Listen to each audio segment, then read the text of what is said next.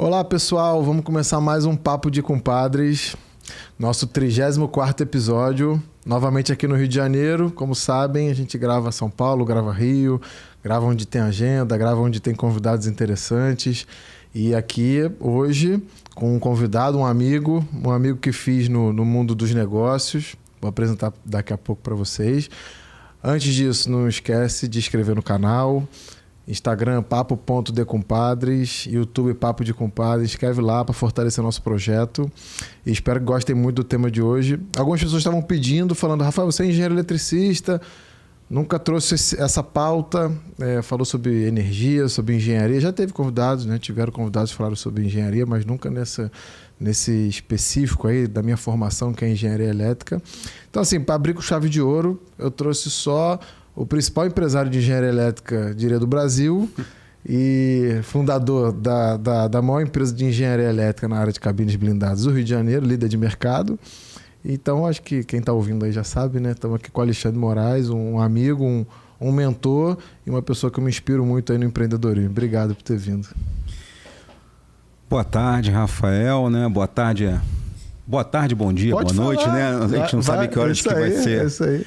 que o pessoal vai assistir. Mas obrigado pelas palavras, né? Um tanto quanto exageradas, né? Mas, bem, uma coisa é fato, né? Nós somos líderes, sim. A BRVAL é uma empresa líder, né? No fornecimento de subestações blindadas, cabines, no estado do Rio de Janeiro já há muitos anos, né? A gente tem essa liderança aí, na verdade, desde a fundação da marca, né? Então já vai aí mais de 15 anos. E atuação nacional, né? Hoje em dia aqui do Rio de Janeiro sai muita subestação, muita cabine blindada para todos os estados, aí, todas as regiões do Brasil. Com certeza. Eu trabalho com montagem de subestações também, né? O pessoal que ouve a gente sabe que eu sou o fundador da Eneotec, né? E a Eneotec sempre priorizou comprar produtos de qualidade e sempre compramos BRVAL. Foi por isso que eu comentei que a gente se tornou amigo, né? Dizem que é muito melhor você fazer amigo nos negócios do que negócio com amigos, né? Então, assim, essa máxima tem dado certo. Já fiz bons negócios com amigos também, mas tenho feito bons amigos nos negócios. Então, de fato, é um produto de altíssima qualidade. É um produto que vende para o Brasil inteiro, líder no Rio de Janeiro, mas que compete de igual para igual no mundo. Inclusive tem certificações de fora do Brasil, né? Agora há pouco, você pode contar essa novidade aí, pessoal. Sim, nós acabamos de testar nosso painel de baixa tensão, o Pro 7, né, o modelo dele, em 85K, um segundo no teste de curto-circuito lá na França, em Grenoble, laboratório, porque aqui no Brasil não tem nenhum laboratório que faça esse ensaio atendendo os requisitos da norma, né? Que é a NBR EC 61439. Então, nós somos a primeira empresa 100% nacional que faz esse teste, né, aqui no Brasil, atuando aqui no Brasil, que fez esse teste para 85K um segundo e corrente nominal de 4.000 amperes, né? Então, realmente é orgulho, né, dizer Sim. que aqui no Rio de Janeiro nós temos a primeira fábrica nacional que tem capacidade de atender esse mercado de alta corrente de curto-circuito, né? Isso aí é verdade. E já que você falou em empreender na área de elétrica, né, Sim. Rafael? Eu comecei com 11 anos nessa área, né? E estou até hoje. Né? Então, conta a sua história pra gente. Então, é um pouco parecido com a tua, né? Em termos de empreendedorismo familiar, né? Sim. Seu pai, muito embora não fosse da área elétrica, né? Ele que montou a empresa, depois você veio trabalhar com ele, muito interessante. No meu caso, meu pai já empreendia na área de elétrica e com 11 anos eu fui trabalhar com ele nas férias, né? Uhum. Filho de português não tem moleza, né? A gente... Então, tá de férias? Não, vamos lá trabalhar. Eu fui meio revoltado aquela primeira semana, eu lembro bem. Meu pai fazia isso comigo também. Eu fui, aí quando chegou no sábado, né? Trabalhava de segunda a sábado. Quando chegou no sábado, ele me deu ali um dinheirinho, eu não sabia que ele ia me dar dinheiro, né? Nem quanto era, né? Era meio aleatório.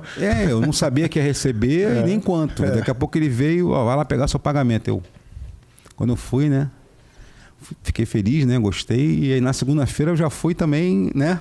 Com outro ânimo. Eu ao longo da semana já estava gostando, que você acaba acostumando com as pessoas, né?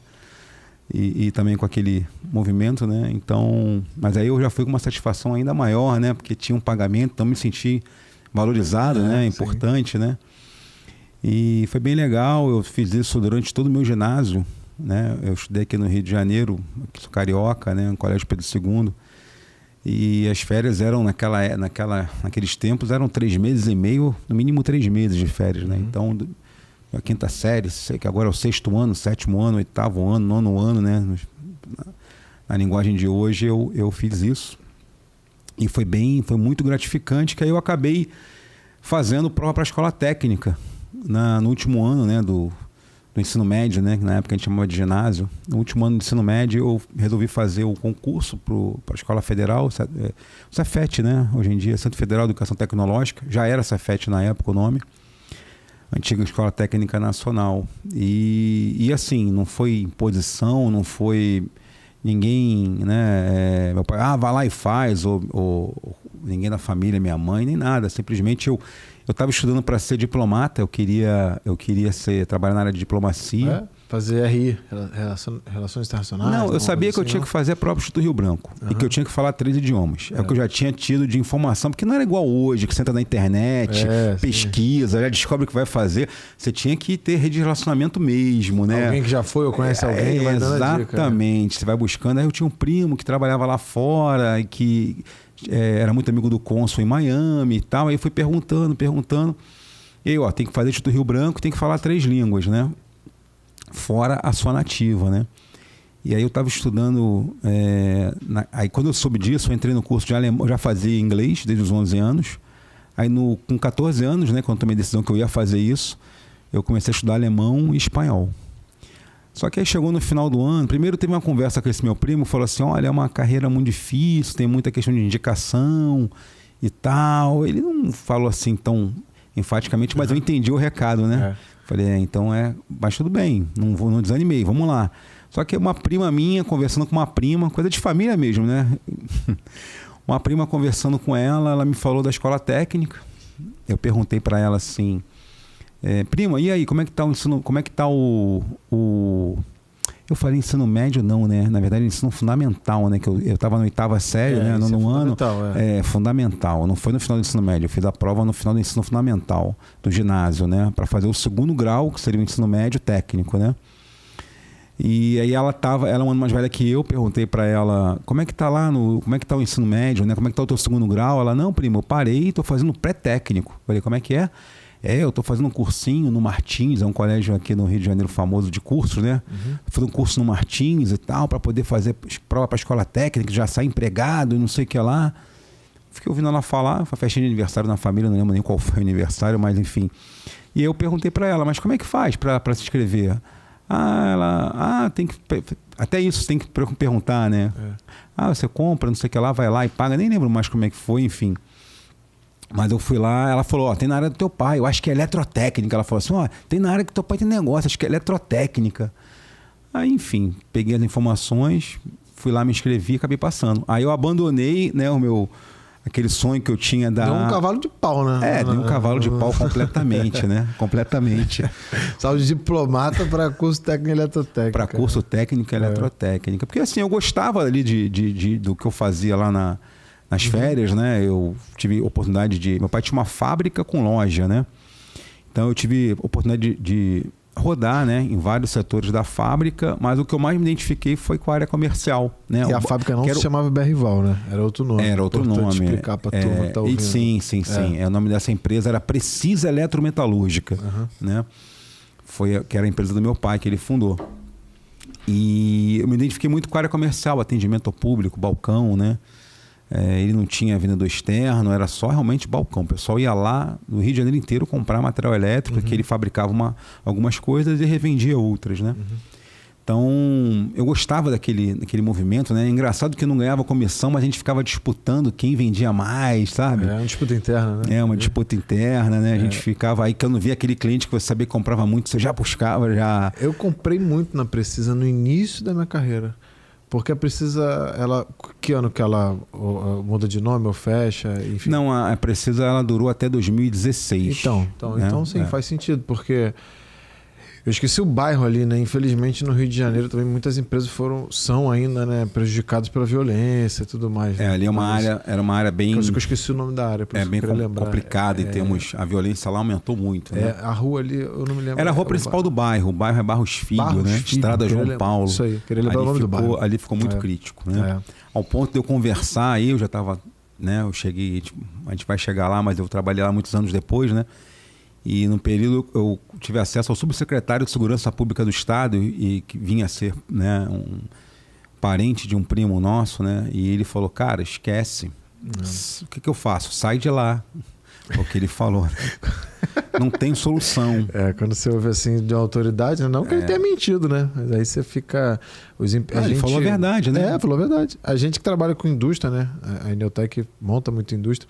De 2016, eu lembro que 2014, 15, logo depois da Copa, assim, eu vi muita empresa ir embora. Entre 15 e 18. A Sony assim, Music ficava 1 quilômetro mais ou menos da Precisa e também saiu, né? A gente perdeu 4 clientes em um ano. Foi aí que a Eneotec vai para São Paulo, porque um dos clientes fecha a unidade do Rio, abre em São Paulo, nos leva para montar.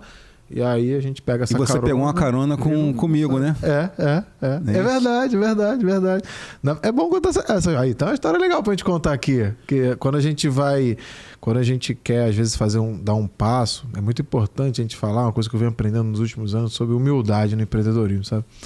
Era um passo que a gente queria dar para São Paulo. E a gente pegou um contrato, que era em São Paulo, falou assim, bom, é um passo. A gente poderia ter executado essa obra e voltado para o Rio. Aí, o cliente, naquele momento, não exigiu que a gente tivesse base em São Paulo. Só que eu falei, bom, já que é uma carona, vamos ficar, né? Como se a gente fosse morar de favor na casa de um parente em outro estado. Eu falei assim, agora eu vou me estruturar para ficar. Eu lembro, e eu tenho que agradecer, é bom que isso fique registrado para meu filho, meus netos, quando assistirem. A gente tinha que ter uma base em São Paulo. Eu preciso de uma sala, com uma mesa, uma cadeira para trabalhar.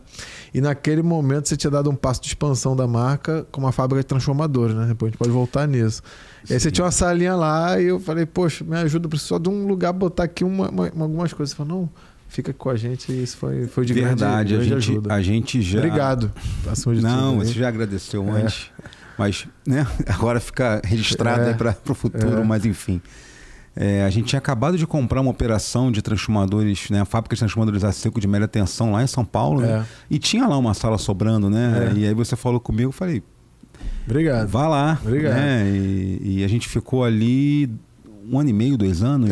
Eu fiquei 2 anos. Eu fiquei, acho que nesse período, se você ficou 2 anos, eu fiquei ali 1 ano entre o início... Ali, não fiquei exatamente quando você chegou, né? Foi um pouco depois. Foi um pouco depois. E saiu um pouco antes de você sair também. Porque a gente transferiu a operação para Valença, né? Hoje é a primeira fábrica de transformadores a seco de média tensão no estado. Nunca teve ninguém fabricando esse produto no Rio de Janeiro. Olha que a gente compra muito BRVAL, não sabia disso. Não sabia? Não. Nunca ninguém fabricou transformador a seco de média tensão no estado do Rio de Janeiro. Nós somos os pioneiros, né? Legal. E por enquanto somos os únicos ainda, né? Mas tudo vem de São Paulo, vem do Sul, né? Já teve fábrica no Nordeste. Ainda tem, né? Tem fabricante lá. Mas no Rio de Janeiro nunca tinha tido. A gente vai chegar na expansão da BRVAL indo pro Trafo, mas a gente estava lá na Precisa, ali naquele momento você trabalhando, só pra gente voltar, e aí, bom, despertou o técnico, eletrotécnico, foi estudar. Aí eu fui estudar. Durante o ensino médio técnico, né, eu não trabalhei, né, só fui trabalhar realmente no último ano no estágio, né. Comecei a namorar minha esposa no ensino médio técnico, e aí eu não vou trabalhar, quero namorar, e aí adolescente já começa a peitar o pai, né. E aí, ok.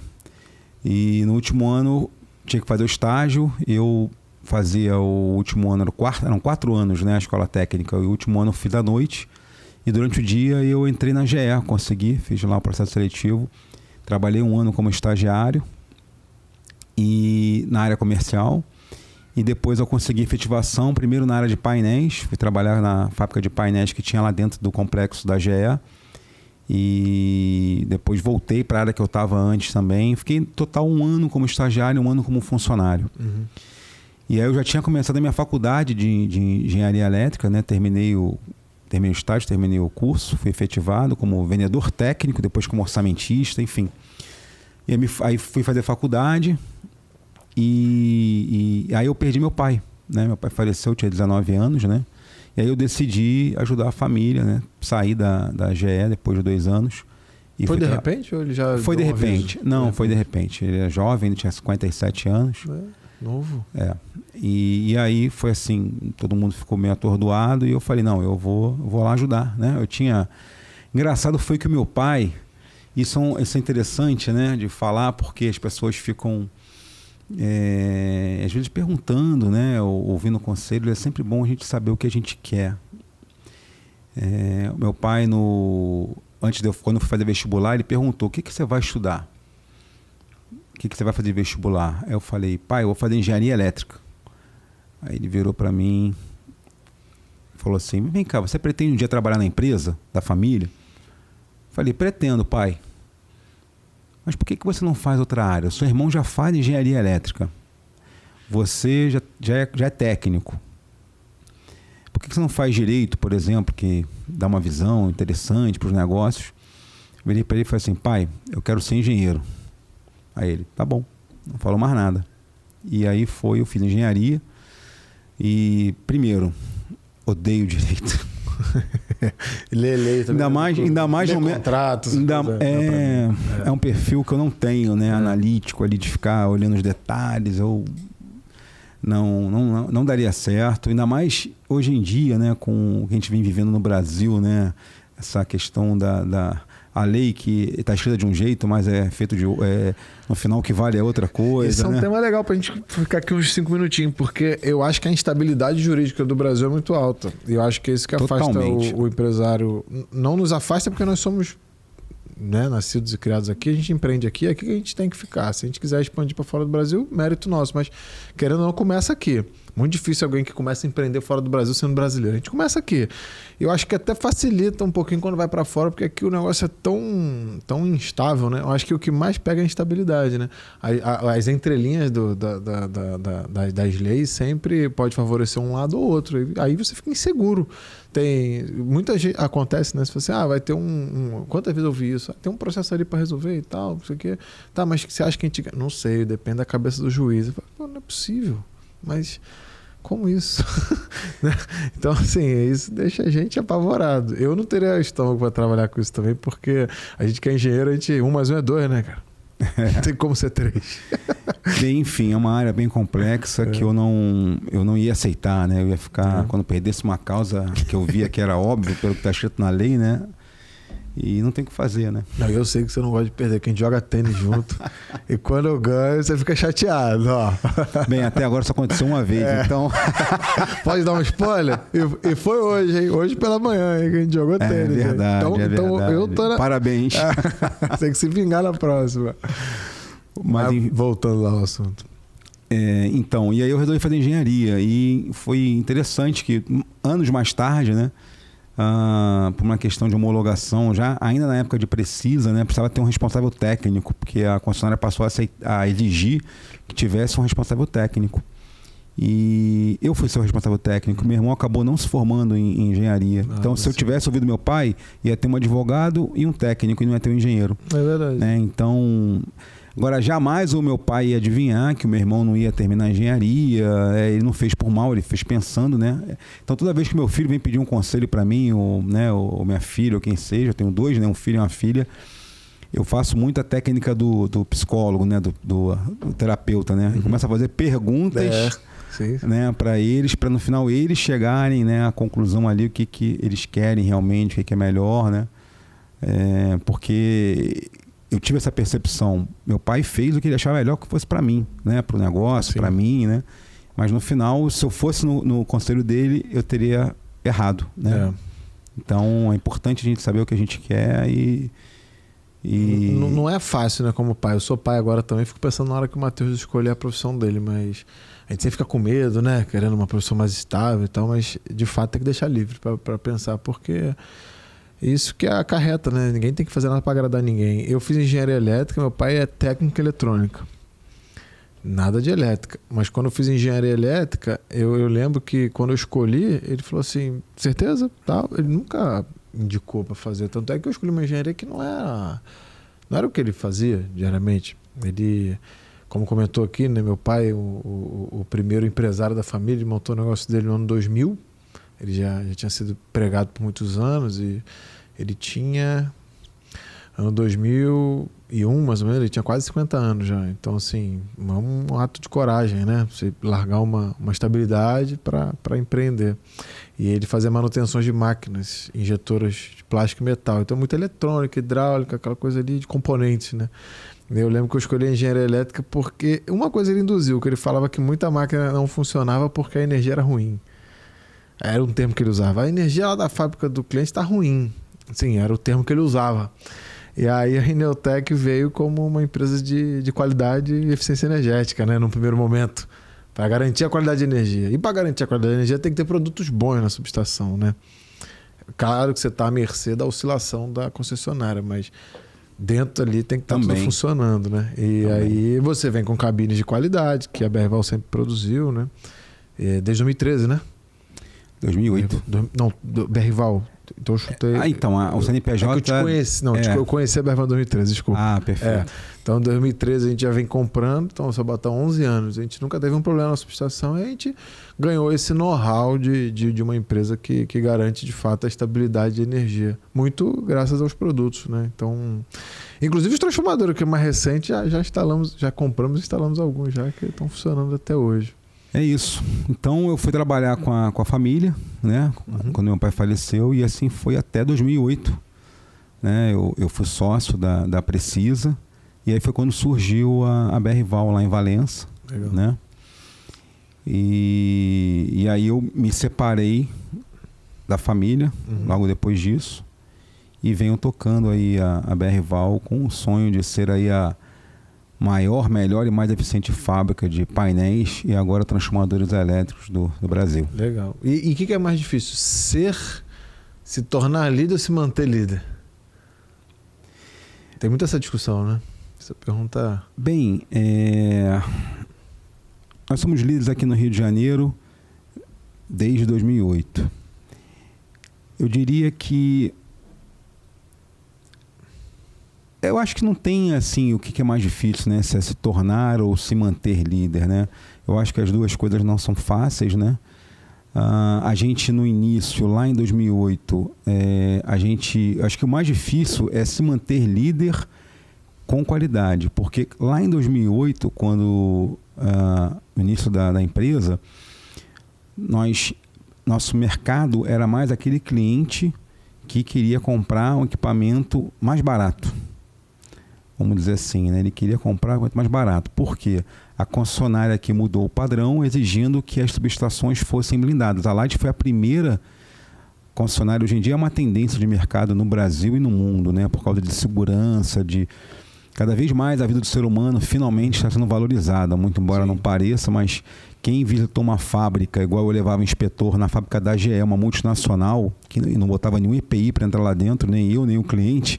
Hoje em dia, para você, na minha fábrica, que não é uma multinacional, o meu visitante, os funcionários todos estão com EPI, os visitantes, e eu vou lá dentro levar alguém para ver a fábrica, eu coloco EPI.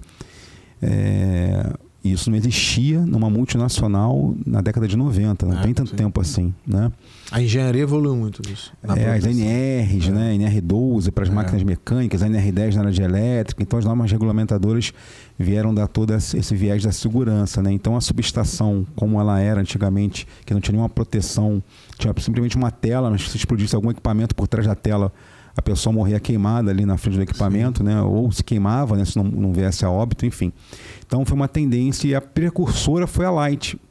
Então a Berval veio para responder essa dor do mercado, né? Porque a concessionária passou a exigir que fosse uma subestação blindada para aumentar a segurança não apenas do operador, do eletricista, mas também a segurança em termos de securitização da medição, né? Porque tinha muito problema também no Rio de Janeiro com furto de energia em média tensão, cliente que fazia um gato, né? Então eram duas dores, né? A primeira, a segurança do ser humano, e a segunda, a questão do furto de energia, que eram nas subestações antigas. Então a Berval veio em resposta a esse problema, e os clientes que começaram comprando conosco, eles estavam atrás de preço, porque no início só quem tinha homologação, que se predispôs a fazer ensaio, testar, né? Além da Berval, eram as multinacionais que já tinham os testes, né? Sim. Então eu concorria com Schneider, com Siemens e outras, né? A Abel também naquela época tinha homologação. Então a gente tinha a melhor opção de preço. Então a gente foi líder por causa que tinha o melhor preço. Sim, sim. Né? Mas eu olhava para frente e falava assim, pô, se for só no preço, daqui a pouco vão vir outros, como hoje já tem outros homologados, né, de tamanho menores. Eu falava assim, pô, se eu ficar só com preço, daqui a pouco vai chegar o pessoal com preço. Então eu tenho que cada vez mais ter qualidade, né? Na verdade, eu tenho que ir lá pegar o cliente que quer comprar Siemens, Schneider, ABB, Armazabal, o que seja. Eu tenho que o cliente confie na BR-Val, na marca, a ponto de preferir comprar conosco, não por causa do preço, mas sim por causa do atendimento, da qualidade dos produtos, né?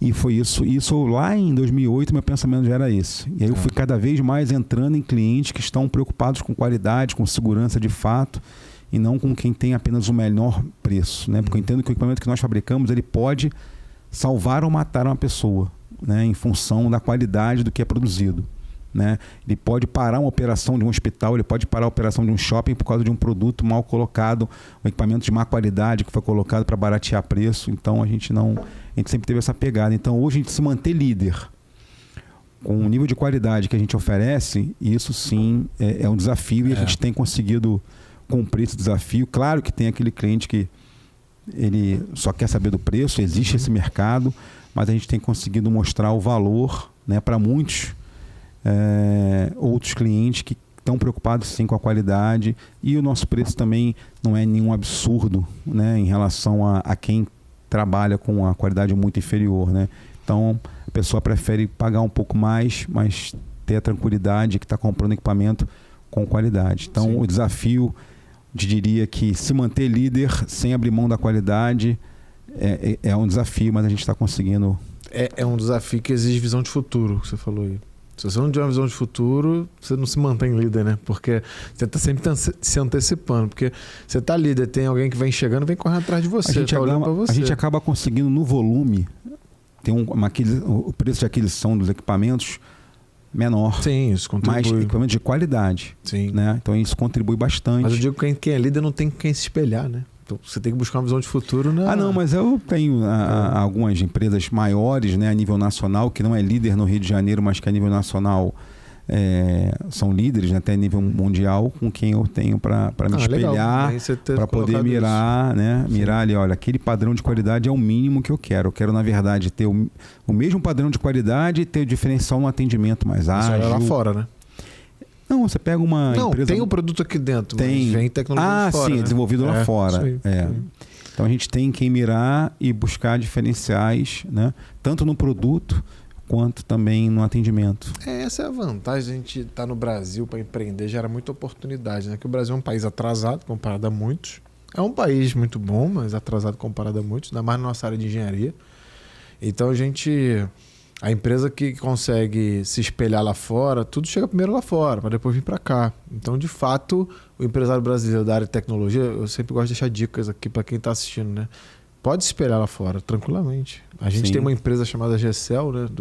Eu tenho com a minha irmã, você conhece, já conversamos a respeito, que assim, você percebe que lá fora tem coisa mais à frente, né? Por mais que a gente seja muito inovador, até em alguns momentos eles querem trocar tecnologia com a gente, mas lá na frente, até pelo apoio que eles têm também, né? Tem mais dinheiro, tem mais recursos, né? A gente teve agora na Suíça, num evento lá, você vê que tem mega laboratórios financiados, eles apoiam mais, né, do que o Brasil. A gente está atrás. Mas você consegue se espelhar para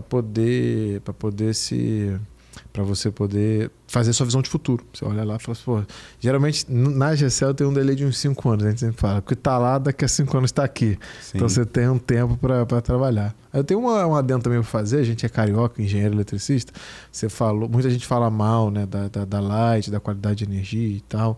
É uma empresa que está num momento difícil, né? Não estou aqui para entrar nesse mérito, mas a engenharia dela é muito forte, né? A gente tem que reforçar isso, porque foi a primeira concessionária, você comentou aí, né? A se preocupar com cabine blindada, né? Verdade. E isso vai para o Brasil todo agora.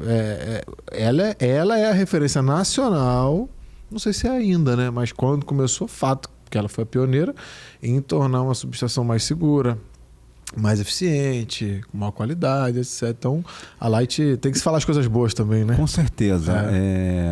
Houve uma diminuição do quadro, né? Pessoas com muita experiência foram saindo ao longo dos anos, mas naquela época ainda havia muita gente com experiência, né? Quando surgiu esse padrão.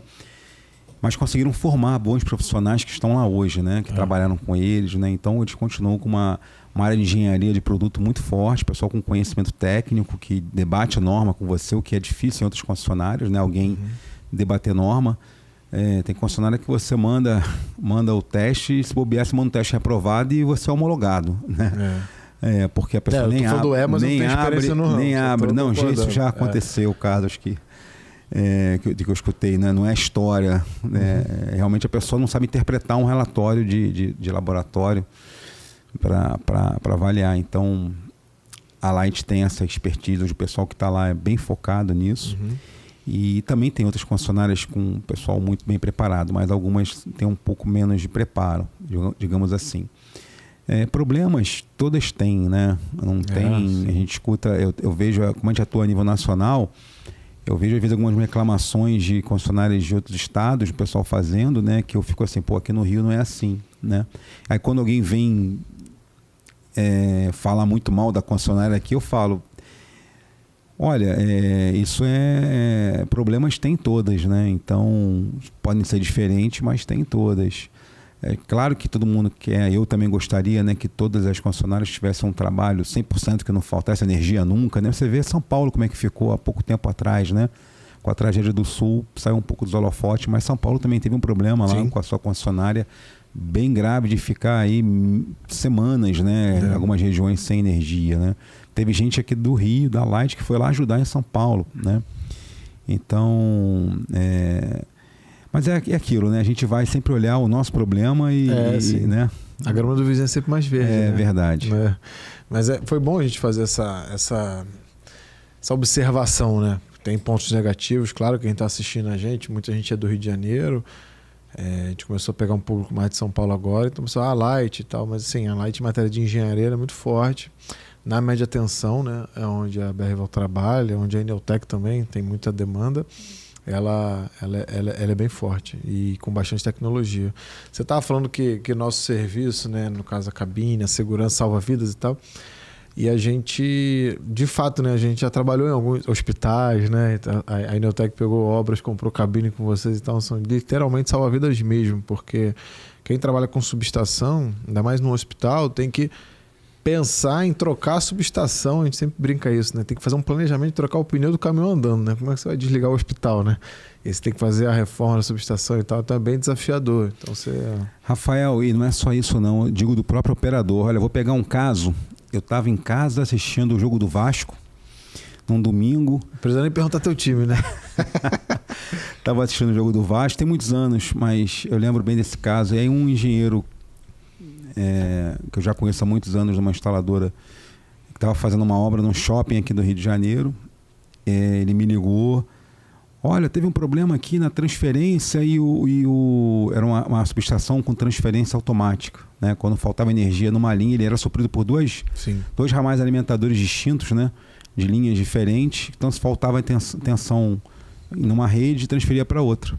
Só para dar mais um detalhe pro pessoal, hospitais, shoppings, né, e alguns clientes críticos, como se na sua casa tivessem dois ramais ali. Se um deu problema num ramal, digamos, ser alimentado pela subestação do bairro tal, X, ela deu problema, automaticamente entra a subestação do bairro Y. Claro, nas nossas casas isso não existe, mas em clientes críticos isso existe, que é essa transferência automática. O sistema percebe que acabou a tensão de um ramal, aciona o outro, né, através de chaveamento, sai um disjuntor, entra o outro para te alimentar pelo outro lado. E aí te dá essa segurança de que se faltar um, entra outro, né?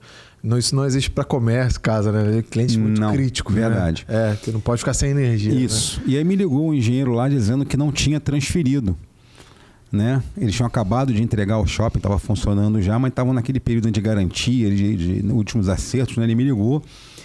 Eu comecei a orientá-lo, olha, verifica, porque se não transferiu pode ser um problema interno na própria cabine, justamente porque se você tiver um defeito que provocou um curto que atua a produção da concessionária, é justamente para não transferir, para não derrubar a outra linha, senão já derrubou um bairro, você vai derrubar o outro. Isso aí. O cliente de média tensão, ele tem essa capacidade de que se ele tiver um problema e a proteção dele não atuar, ele vai derrubar toda uma rede, vários consumidores. Diferentemente de uma casa. Quando você tem um problema numa casa, tiver um curto-circuito, ele fica na tua casa. Né? No máximo, ele vai afetar o transformador, vai atuar ali aquele transformador, mas é raro. quando é média tensão, com grandes consumidores, não, eles podem apagar um bairro inteiro, né, por um problema de dentro. Então, muitas vezes a gente reclama, poxa, está sem energia. Não foi nem problema da Light, foi um consumidor de média tensão da Light que está com a sua proteção inapropriada, né, não atuou e aí foi derrubar, né. Aí você falou da baixa tensão, tem um caso engraçado, porque eu morava num bairro, minha infância ali, classe média baixa, mas nunca me faltou nada. Não gosto de contar esses discursos vitimistas, não. Graças a Deus fui muito feliz, meu pai sempre trabalhou muito, tive tudo. Mas morava num bairro mais simples e aí montaram uma sorveteria na rua. Mas aí não fez aumento de carga, não fez nada, né? Toma ali freezer para vender sorvete. Rapaz, mas foi um ano e meio ali pra gente conseguir tirar o cara de lá, porque assim, não tinha luz na rua. Quando entrava no verão, e aí os pais falam, não compra sorvete nele não, A gente, moleque, jogando bola na rua, ia lá comprar um sorvete, que era baratinho. Mas que chegava às 6h30 da tarde, 7 horas, desarmava a rua inteira. Então, se for uma sorveteria, um apartamento, mas uma sorveteria, eu ainda acho que pega um bairro ainda. Pegava a rua, não um bairro, a rua inteira desarmava. Aí esperava e ligava de novo. Aí ele ia jogando os freezerzinhos dele devagarzinho. Aí 2 dias depois desarmava de novo. Rapaz, eu tô lembrando que você falou da infância, eu fui lembrar da minha, né? Eu nasci na Boca do Mato, não sei se você sabe onde é. Boca do Mato, tipo como se fosse um subbairro do Lins ali, em Engenho Novo. Boca do Mato, isso não deve ser coisa boa, não. Não, é uma área, né, um subúrbio do Rio de Janeiro, mas um lugar, né, ok, Hospital Carmela Dutra, que eu nasci, né, hospital público. Sim, o Lins eu conheço, inclusive o padrinho do Matheus, a gente até brinca que ele é do Lins, né, a gente fala, isso. Agora você tá no Lins Blom, mas ele veio do Lins. E eu fui morar em Jacarepaguá, né, eu nasci lá, mas a minha família morava em Jacarepaguá, quando você ia na horta comprar, né? Jacarepaguá hoje é outra coisa, né? Na época tinha horta, então era um bairro quase que rural, né? Você via carro puxado por cavalo, por burro direto, né? Isso era comum ver no Rio em alguns bairros, ainda é. Hoje eu nunca mais vi, né? Talvez na Baixada você vê um pouco, assim, porque ainda lugares sem asfalto, né? Você vê ali uma carroça e tal, mas sabe uma lembrança que eu tenho dessa época? Que na época eu era dos menorzinhos e tinha uns maiorzinhos, né? Então você tinha aquela garotada de 5, 6, 7, né? E tinha os caras de 12, 13. Eu lembro do pessoal pegar 2 pedras, botar um pedacinho de fio de cobre decapado, fazer um ioiô, um bumerangue, né? E jogar lá em cima na rede de média tensão transformador. Com cobre? Só pra desarmar. Aí saía a fagulha, né? Aí a gente ficava só olhando o cara jogar e aquela garotada toda, né, cara? Aí jogava aquele troço. Aí, tem o sorveteiro, tem o cliente de média tensão, tem as crianças com marimba de cobre, que eu não sabia que Cara, eu era pequenininho, eu ficava só olhando, mas tu ficava naquela emoção de ver, né? E quando todo mundo reclamando da concessionária. Aí o cara jogava aquilo, cara, aí dava pipoco, né? Pá, a gente saía correndo, né, cara? Coisa de moleque tá à toa, né? É o ócio. À toa, né? Não tinha Netflix, né? E a culpa é da concessionária, né? Tudo é culpa da concessionária, né? E detalhe, né? Apagava a luz de todo mundo, né? Você tava falando do colega que te ligou, pra gente não perder a história, que talvez alguém tá ouvindo e fala, mas não acabou a história que da transferência. A gente entrou no assunto sim. E enfim, aí eu fui ali orientar ele, olha, você toma cuidado aí, porque pode ser um problema interno e você, né, algum ajuste aí que tá errado e tal. Enfim, passei umas orientações para ele, faz assim, vê se tem o relé de bloqueio tá atuado, enfim, mais orientações técnicas para ele. Daqui a pouco ele me liga, Alexandre, quando eu fui falar com ele já tinha tentado transferir, desarmou a outra, só que explodiu a cabine. Eita. Rapaz, eu tava lá vendo o jogo do Vasco, nem lembro se o Vasco perdeu ou ganhou, sei que eu peguei, tá bom, vou dar eu mesmo fui lá. Mas a cabine era sua? A cabine era nossa, então, mas escuta só a história, né? Cheguei lá, o operador, né, que tinha feito a manobra, estava sentado. Ele estava tudo molhado, ele tinha se urinado de tamanho o susto que ele tomou. E olha que eu demorei uns 20 minutos para chegar lá, talvez, ou mais. Ele ainda estava naquele estado ali. E conclusão, houve um problema num TP dentro da cabine, né? Do fornecedor que nós compramos, o TP deu um problema. E aí por isso que houve o bloqueio, né? Ela não transferiu. Sim, não transferiu. Ou seja, um TP. Aliás, lembrei, era na medição, não foi nem um TP Da produção. da produção, foi um TP da própria concessionária que acabou abrindo o bico, né, na medição. E quando eu cheguei lá, a concessionária já tinha ido lá, né? E aí falou que ia ter que vir uma outra turma, detectado onde era o problema. E foi necessário fazer a troca do TP, né, para poder restabelecer o cliente. Depois eles voltaram mais tarde lá. Mas o que eu quero dizer é o seguinte: se fosse uma subestação que não fosse blindada, aquela explosão que a cabine, Sim, né, resistiu ali, muito, né? ela poderia matar ou até queimar, né, enfim, né, aquela pessoa, porque fez uma manobra indevida na subestação, ia acontecer de qualquer maneira, né, ele ia fazer a manobra errada, tentar religar em cima de um defeito, provocou um arco elétrico grande, né, e ele poderia ter tido ali um acidente fatal, mas como era um equipamento blindado, né, então até nesse sentido que ele protege vidas mesmo, de quem está ali operando o equipamento, porque ele é a prova de arco, né, ele é testado para isso.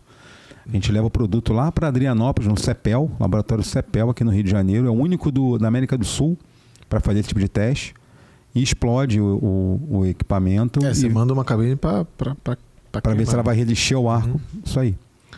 Isso é um investimento alto, né? E é por isso que tem as homologações, né? É importante frisar isso. Não é qualquer empresa que tem homologação, porque ninguém está disposto, algumas vezes, né? Não tem a técnica, não está disposto a fazer esses investimentos de todos os testes, né? Porque é muito sério, né?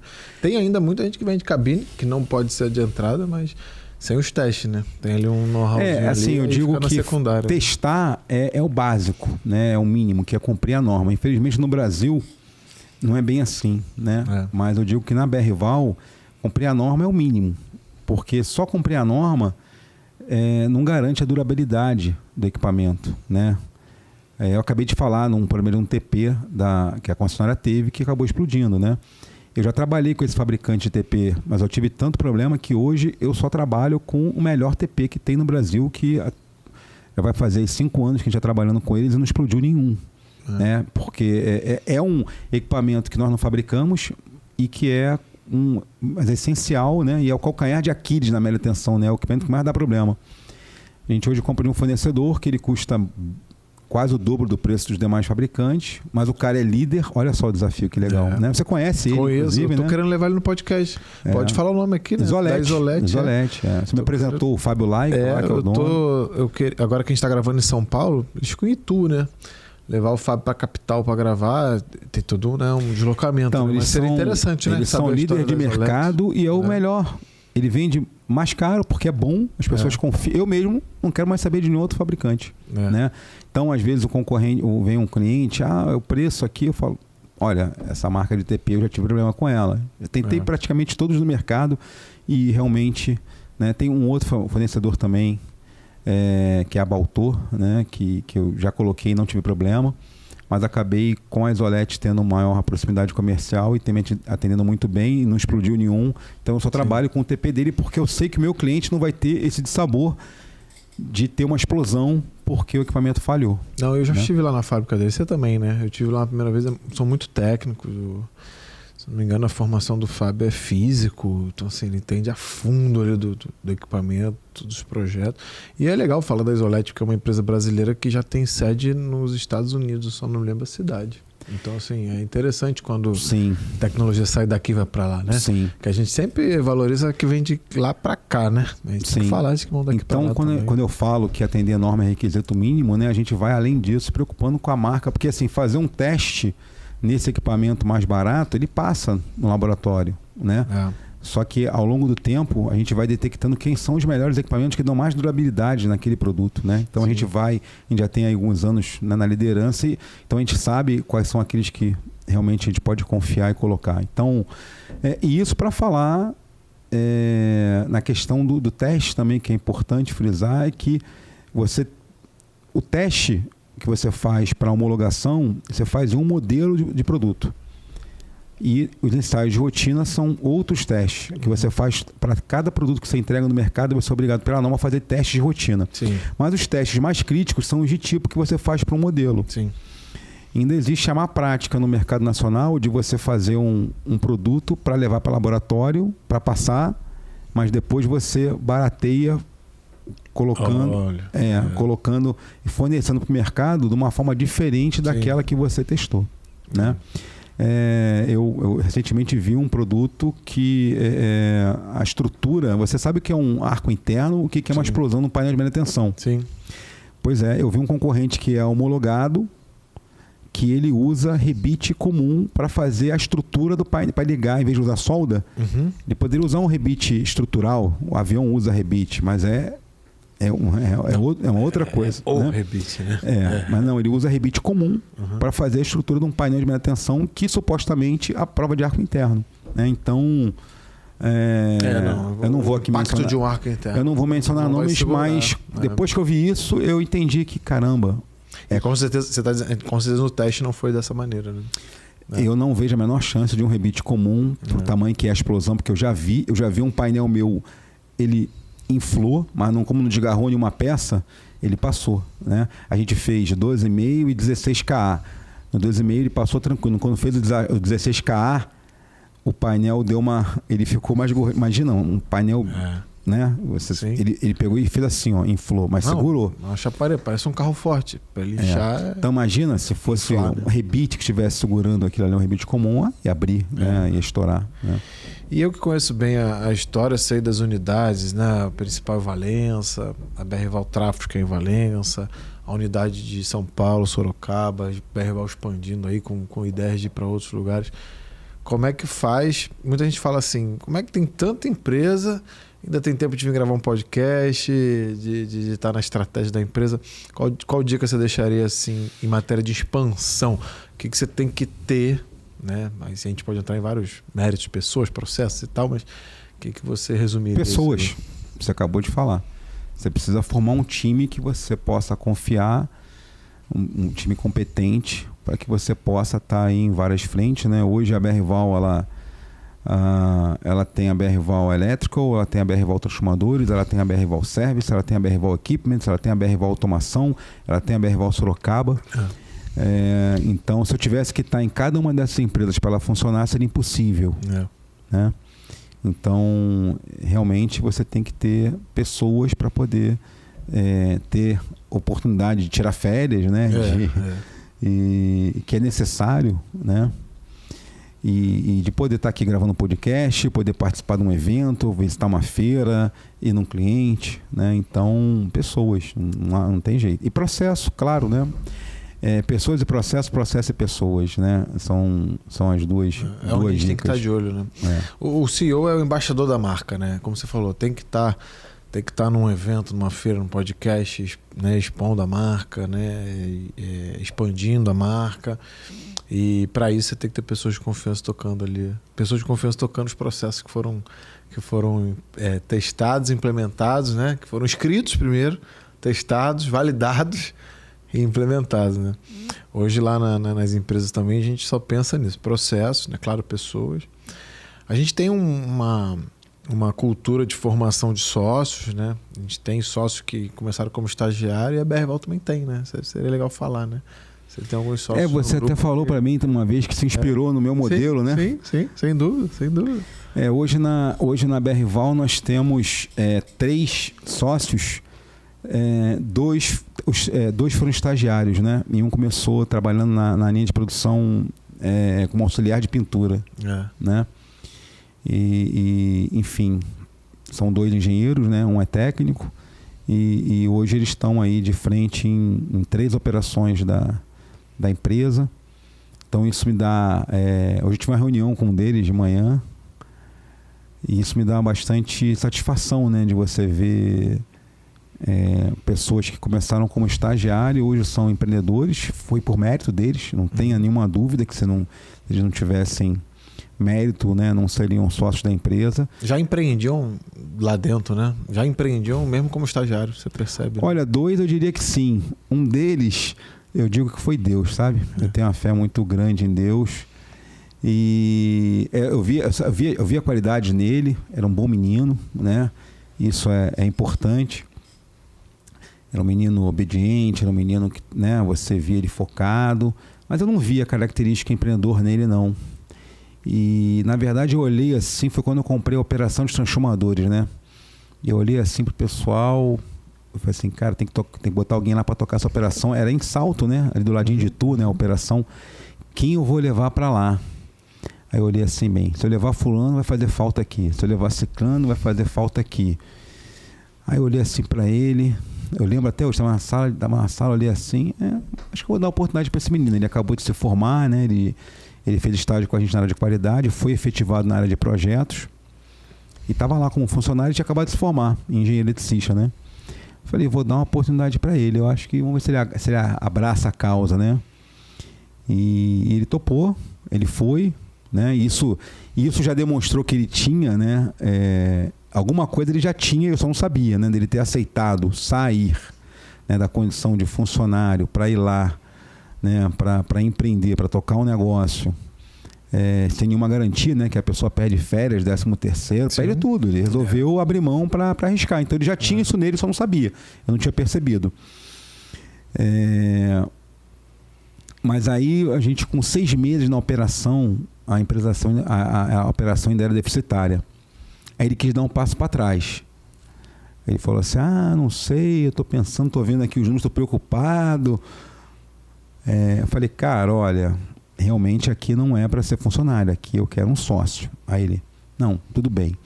E aí eu pedi para ele fazer um curso que eu recomendo para todo mundo que tem sócio ou que já é empresário há muitos anos, né? Eu fiz já depois de muitos anos também, me ajudou em algumas coisas, em várias, na verdade, eu poderia dizer. Uma delas foi até para tomar a decisão de comprar a fábrica, né? Eu era um cara muito averso a risco, ainda sou até hoje.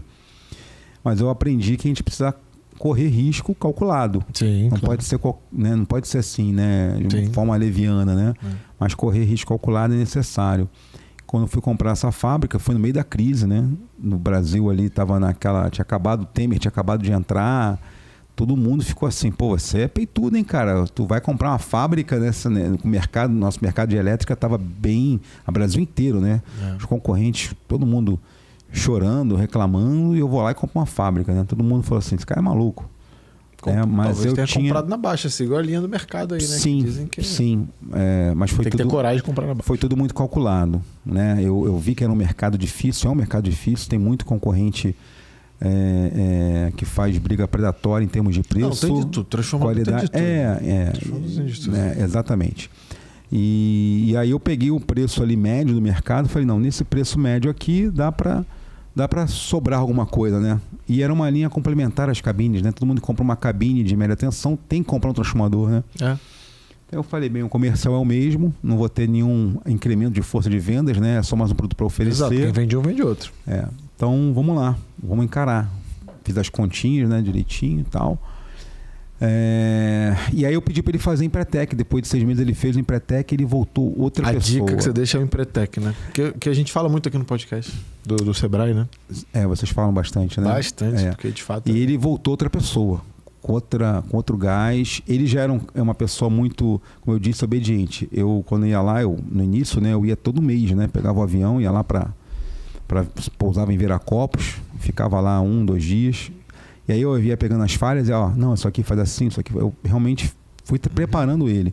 Quando eu voltava no mês seguinte, aquilo estava resolvido. Aí, isso aqui agora, ele ia fazendo, sabe? Ele se esforçava. Dificilmente eu precisava ensinar 2 vezes a mesma coisa. Sim. Né?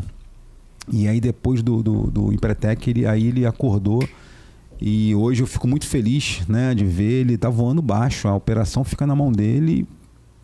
roda, né, completamente sozinho, e aí ele já vem com... Hoje a reunião já é em nível dele, vem trazer, tem isso aqui, o que você acha a solução? Pensei nisso aqui, mas se fizer isso aqui, ele já vem com tudo pronto, com alguns cenários para a gente discutir ali qual que a gente vai tomar de decisão, já com a opinião dele formada. Então, é fantástico. Isso que é legal, né? Fantástico. Rapaz com 31 ou 30, eu sempre confundo. Muito jovem, eu fico olhando para ele assim, se eu tivesse na idade dele, tivesse nesse nível aí, eu estaria bem mais longe. Eu falo isso para eles, né? Falo para eles, vocês são melhores que eu na idade de vocês, com certeza. Mas isso é legal, né? Quando você vê que as pessoas que você pega para ensinar tendem a se tornar melhor que você mesmo, porque ela junta a capacidade dela com a sua experiência, os ensinamentos. E nós somos só nossa experiência, nosso ensinamento, né? Num momento de vida que a gente já não tem muito... para quem recorrer às vezes, para pegar uma dica ou outra, você vai recorrer para estudar, cara, fazer curso e tal, né? Cara, quando meu pai faleceu, não tinha um computador na empresa, né? Era tudo feito na mão, né? As contas, hoje em dia né? tem muito mais informação. Não tinha inventário, não tinha inventário de estoque, era tudo no sentimento. Então era uma outra forma de gerir um negócio que hoje não cabe mais. Não cabe. Hoje quem não, minimamente um empresário que não sabe pegar um balanço e interpretar minimamente ali os números, né? Cara, volta para a escola, procura o Sebrae, vai fazer um MBA. Eu diria que o Sebrae é mais rápido. Né? É uma semana muito intensa o Empretec, né? O Empretec não vai te ajudar a olhar um balanço, mas vai te dizer o que você precisa fazer. E com certeza é buscar mais informação, Sim. é saber interpretar um balanço, faz parte, né? Porque se você ficar sem informação, né? Sem indicadores, né? Sem saber olhar os teus números, né? O resultado não é bom, né? Até para você saber o risco que você pode correr, né? Saber precificar o teu produto. Hoje tem industriais que ainda precificam na base do markup, sem ter um mínimo de entendimento de custo, distribuição, de rateio de custos, né? Como é que ele vai fazer o rateio em função da linha de produtos, né? Isso é muito perigoso. Isso é muito perigoso. Tirando a parte, isso inclui também, né, na hora de precificar, a parte de produto tributário no Brasil é bem complexa também, né? Sim. Então, empreender... Eu conheço um consultor tributário que ele fala que a empresa tem que começar pelo planejamento financeiro, pelo tributário. Dali ela vai avaliar se vale a pena. Pode ser a melhor ideia que for, pode ser o que for. Você tem que olhar para o tributário para depois você construir. E eu concordo com ele. Hoje eu concordo. Eu não tinha essa visão no passado. Achava-se que abrir empresa, bota no Simples Nacional, né? Que vai ser mais fácil e tal. Você percebe que nem sempre. Você começa a... Você pode até abrir no Simples Nacional, mas já tem que saber o que você vai fazer para ela crescer. Isso. Porque você vai trabalhar para ela crescer. E sair dela é uma consequência, né? E muita gente não sai, fica não, aí abre mais um Simples, pede para a sogra, pede para... Primeiro pede para a mãe, depois para o pai, depois para a sogra. Exato. E agora, aprende... Assim, aprender ouvindo, claro, é muito importante, né? Mas o empresário também aprende muito errando, né? A gente pega e faz, porque naquele momento, acho que dá para ser dessa maneira, aí erra. A gente tem uma capacidade de reinvenção muito alta, né? Tipo, você faz, erra, sai ali machucado, mas você olha assim, não, mas deixa eu catar os cacos aqui. Agora eu entendi que esse caminho aqui não dá, né? Como se você fosse correndo, bate na cabeça, bate com a cara num vidro ali que você não está enxergando. Você fala, caramba, quebrei o vidro, me machuquei, mas peraí, deixa eu catar aqui, para cá eu não vou mais, vou pro lado de lá. A gente tem essa capacidade de reinvenção, né? Porque na prática você aprende dizem muito, que o fora de série aprende com o erro dos outros, né? É isso aí, eu gosto dessa frase. Eu não sou nenhum fora de série, que eu errei bastante. O inteligente aprende com os próprios erros, o sábio aprende com o erro dos outros. Essa frase eu gosto também. Mas assim, muita coisa a gente aprende com o erro dos outros, mas acho que tudo é impossível, porque sempre fica aquela pontinha, o coração, e no mesmo tempo no empreendedorismo você ouve assim, segue seu coração às vezes e tal, né? E quantas vezes a gente seguiu o coração e deu certo, mas às vezes seguiu o coração e não deu tão certo. Tem um tal do feeling, né? Exato. Mas assim, pro cara... Não na parte tributária. Tributária é número, é LO, pá. Digo, investir, comprar uma empresa e tal. Tem certos momentos que você fala assim, cara, você ficou 6 meses deficitário numa empresa que você comprou, você comentou, né? Você via lá na frente.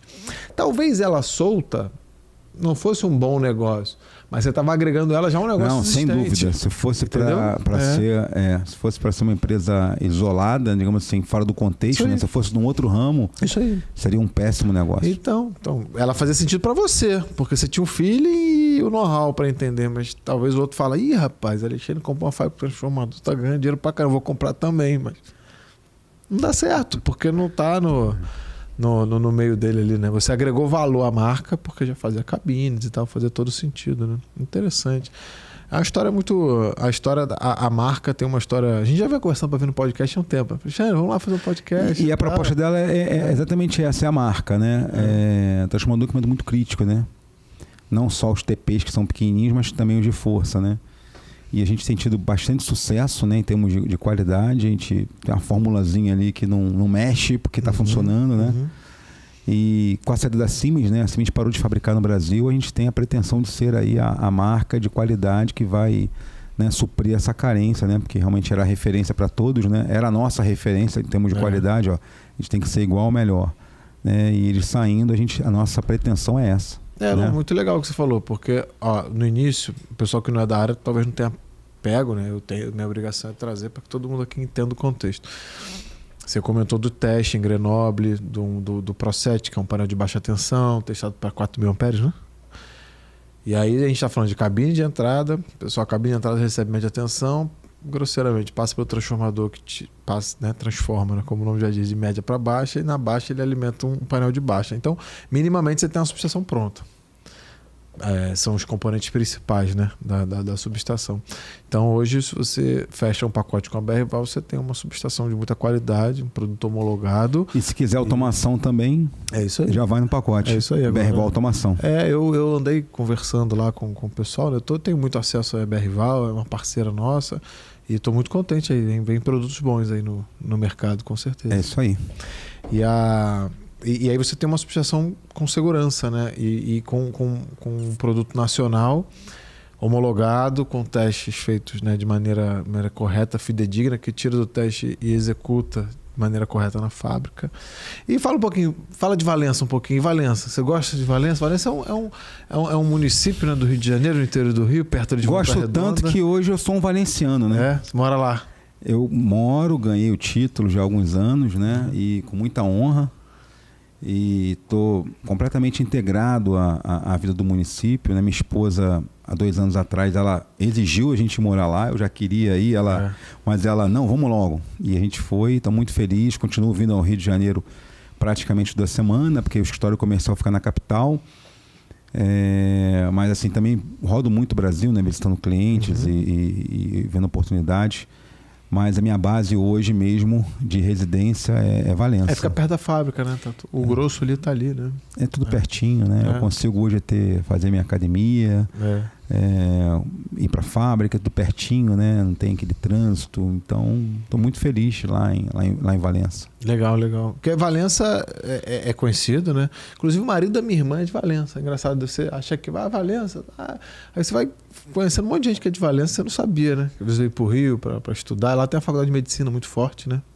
É um ritmo de vida diferente. Ainda tem a faculdade de medicina lá, Tem. É o melhor centro universitário, né? A nível estadual e também entre os melhores aí a nível de medicina, né? Tem outras áreas também. É bem cotado, vem gente do Brasil inteiro estudar lá. E é uma cidade... É uma outra qualidade de vida, né? É outro ritmo, né? Você ainda... Se alguém estiver na faixa de pedestre, o carro para. Inclusive, assim que eu fui para lá, eu tive alguns problemas, né? Umas 2 ou 3 vezes eu quase, né? Distrai, né? Porque você está acostumado com o ritmo de cidade grande, né? Mas, então é tudo mais calmo, né? Quando eu ia para lá, quando eu namorava aqui, eu me sentia mais calmo, né? E isso é repleto, né? De montanhas e natureza. Então, qualidade do ar é maravilhosa. Sim, verdade. Então, você ganha muito em qualidade de vida, né, no interior, em relação a essa correria que a gente vive aqui no Rio de Janeiro. Então, eu não troco hoje. Você acha que estar lá te ajuda no equilíbrio emocional para ter vários negócios? Ajuda, né? O que mais? Que você deixa de dica de comportamento para aguentar a pressão? Porque assim, é duro, né? A gente está falando aqui de coisa boa, né? Mas os bastidores, a briga é intensa, né? Então... A gente tem que estar calmo. Pô, Rafael, acho que cada um tem que identificar qual que é o seu gatilho, qual que é o seu, vamos chamar de termômetro, indicador, né? O meu é o sono. Então, quando eu percebo que eu estou tendo dificuldade para dormir, eu boto o pé no freio. Né? Seja morando na capital, como morei muitos anos, né? Tem 2 anos só que eu estou lá, então já faço isso desde a época de Rio de Janeiro. E, sem dúvida, exercício físico, praticar um esporte, né? Porque além do exercício também eu gosto de praticar, você falou no início, né? Comecei a jogar tênis na pandemia, né? Legal. E fazer coisas, né, cara, que te realmente ajudem você tirar o foco do trabalho, né? Uma outra coisa que me ajudou muito, tem me ajudado aí, já tem 4 anos também, né? Tá fazendo agora em agosto, eu me converti, né? Sim. Então a parte espiritual é importante também. Né? Eu, enfim, sou evangélico, protestante, né? E isso também redirecionou minha vida bastante. quem me conhece, me acompanha aí, né? As pessoas mais próximas sabem disso, né? Então hoje eu sou obreiro na casa do Senhor, né? Trabalho, ajudo. Abandonei vários projetos, né? Eu era diretor de agência de desenvolvimento regional, eu era diretor de...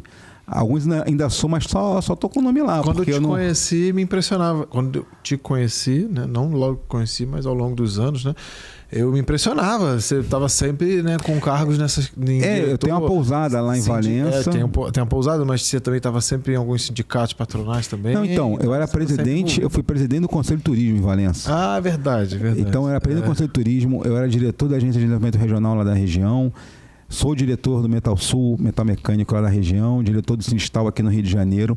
Mas esses dois eram os que menos me davam trabalho, né? Tipo assim, de exigir que eu fosse lá participar de reunião. Os outros não, eu tinha que... Um era o presidente, então o presidente ele tem que coordenar a equipe, né? Na diretoria lá da DR também o ritmo é frenético, é reunião de 15 dias e eu botaram como diretor secretário. Pô, não tem nenhum cacoete não tem nenhum cacoete para ser secretário. E tinha que fazer ata, mas o pessoal, você vibra, né? O pessoal vê, o pessoal fala, mas quando houve a minha conversão e aí eu percebi um chamado de ajudar mais na obra, eu resolvi abandonar isso tudo, né? Continuo ainda no Metal Sul e no Sinistal, mas por uma questão que eles não me cobram nada, né? Foi engraçado, o presidente uma vez foi lá na fábrica, ele olhou, cara, ó, você tem passe livre, você vai quando você quiser, quando você puder, porque eu vi que o teu desafio aqui é grande, então, enfim. Enquanto continuar assim, eu continuo contribuindo, busco ajudá-los, né? Captação de empresas quando fazem eventos ou indicando o tempo todo, né, o sindicato e tal, busco auxiliar, mas me toma realmente muito pouco tempo, então continuo enquanto eles acharem que está agregando. Mas e isso também, né, foco, né? Na época eu estava ali buscando locais para poder agregar, para poder ajudar, mas também para fazer networking, tudo é uma coisa só, e aí eu resolvi vou focar nos negócios, na empresa e nessa questão de fazer a obra, né, do Senhor. E espiritualidade. Aí eu abandonei o restante todo, né, para ficar focando nessas duas coisas, porque se você não tiver foco também... Sem dúvida. Né? Eu ouvi, deixa até uma homenagem aqui, eu tenho um amigo de infância do bairro que virou padre, que é o Leandro Rego, e eu conversando com ele, até estou para trazer ele aqui para a gente conversar um pouquinho sobre... É um cara que foi empreendedor de empresa e tal, formou em engenharia, se eu não me engano, não sei se ele terminou, mas eu acho que sim. E aí largou tudo para se dedicar à vida religiosa e tal. E aí ele falou uma vez para mim que eu nunca mais esqueci, que ele falou assim, que a gente tem que tomar muito cuidado, seja quando você é jovem, talvez indo para balada, enfim, tal, e sempre na intensidade, seja no empreendedorismo, que a gente se vê às vezes envolvido com um monte de coisa, um monte de cargo, que tomar cuidado com essa busca do infinito que não preenche, que a única coisa que preenche é Deus. E aí quando você esbarra com isso, eu já frequentava a igreja, você me ajudou a voltar com um pouco mais. Tem que melhorar minha frequência, mas a gente vai lá. Você com Deus. Eu vou com minha família lá na Presbiteriana do Recreio e tal.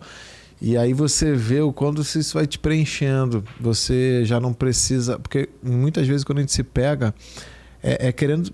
Sempre, cabe mais, dá para fazer mais um pouquinho e tal. E buscando aquele preenchimento ali.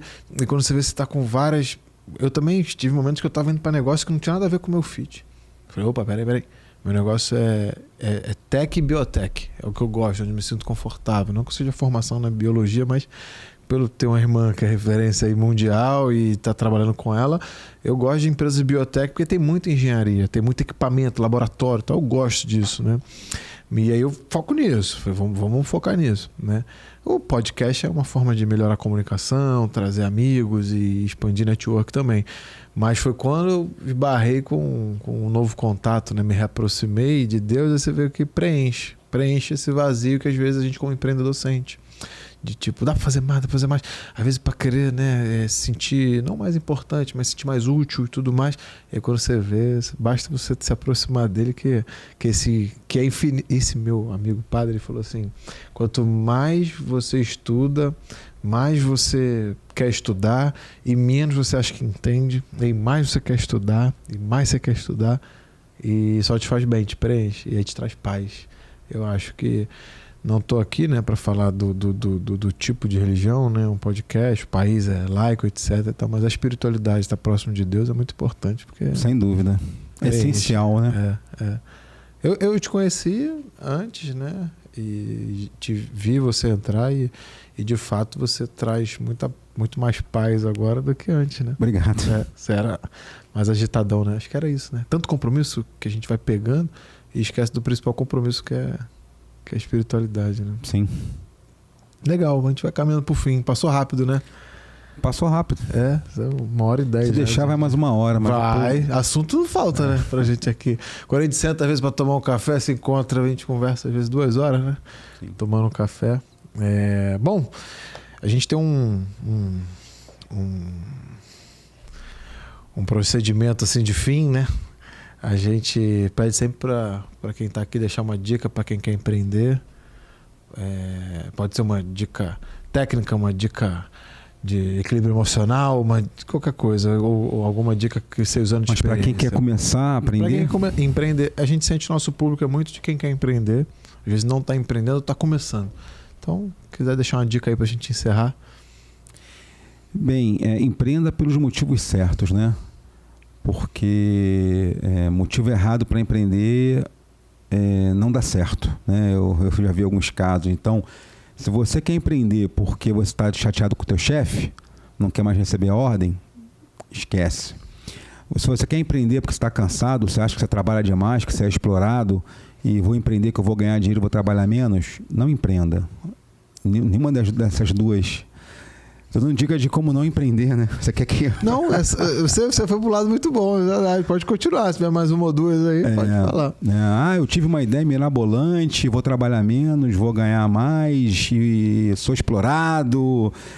Enfim, né? Eu não aguento mais receber ordem. Sim. Não é o caminho para empreender. A chance de você ter insucesso é muito grande, né? Então, primeira coisa, você tem que sentir amor àquilo, né? A gente já começa, eu já digo que a pessoa tem que amar o que ela faz. Pode ser o que... Eu tenho um vídeo, né, que eu compartilhei uma vez, eu lembro até hoje, cara. Um gari varrendo lá na cidade, ao som de um saxofone, e ele dançando com a vassoura e varrendo. Ele dançava, mas ele varria, a alegria, a felicidade dele. Ele fazia aquele trabalho dele com amor. O empreendedor, ele tem que ser a mesma coisa. Ele tem que fazer o que ele faz com amor, né? Gostando. Né? Ele precisa gostar de pessoas também, porque se ele não gostar de pessoas, ele não vai conseguir formar uma equipe que seja leal a ele. Porque, né, se ele não gosta de pessoa, ninguém vai gostar dele. E aí como é que você vai ter essa troca, né? Então tem que ser uma pessoa que goste de pessoas, que se sinta, né, motivado em ajudar pessoas, né? Não só o público interno, mas também, claro, o cliente, né? Não seja um negócio que ele queira fazer simplesmente por querer ganhar dinheiro, né? Claro que o ganhar dinheiro, né, é importante, né? O lucro numa empresa, eu ouvi um amigo dizer, aí eu copio o que ele fala, né? O lucro é como se fosse o oxigênio, né? A empresa que não tem lucro, ela morre, porque sem lucro você não cresce, você não investe, né?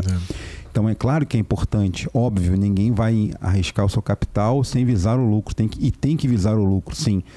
Mas o lucro não pode ser o mais importante, somente ele. Ainda que ele seja essencial, importante, não pode ser lucro por lucro, né? Não adianta você buscar lucro pensando em fazer alguma coisa errada, prejudicando uma pessoa, seja um cliente ou um funcionário. Enfim, até porque se você quiser ter paz, né? Você não ficar à mercê de fiscal, ou seja, faça tudo da maneira correta, pesquise, avalie, faça treinamento. Está pensando em empreender? Começa com o curso do Empretec no Sebrae, né? Tem que fazer um investimento, não sei quanto é que está hoje, mas deve na faixa de R$1.000, mais ou menos. Não. O Empretec já era 2.500 há uns anos atrás, deve estar uns 3.000 hoje. Jura? Mas vale muito a pena consultar o valor primeiro para você saber se você realmente está apto. Você vai entender o que é, né, empreender. Então, se você não tem a menor ideia e está pensando em empreender, procura o curso do Empretec, né? Vai precisar de uma semana de dedicação integral. Então eu daria essa dica para você saber se ali você... Não, é isso que eu quero, né? Muita gente talvez que achasse que era trabalhar menos, que era ganhar mais, que era... vai ver que é mais embaixo. E aí vai continuar como funcionário, procure sempre dar o seu melhor, fazer tudo com amor, que isso é que vai te levar ao progresso, não tenha dúvida. Fazer as coisas por má vontade, de qualquer maneira, não é o caminho para ninguém ser empreendedor e nem funcionário. Acho que para empreender, eu tenho um exemplo. Se você teria coragem de acordar cedo para trabalhar se sentindo mal, resfriado, alguma coisa assim, né? Não nada grave, tô falando ali indisposição, isso é empreender.